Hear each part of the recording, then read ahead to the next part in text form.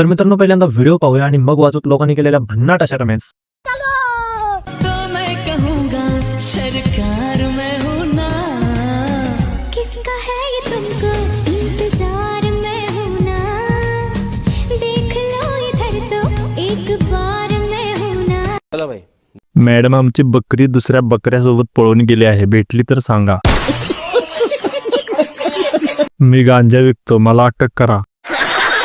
Madam कवट्या माकाळ मीच आहे, मला अटक करा।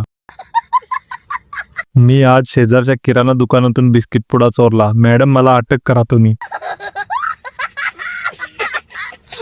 मला अटक करा, नाही तर मी आंदोलन सुरू करणार आहे।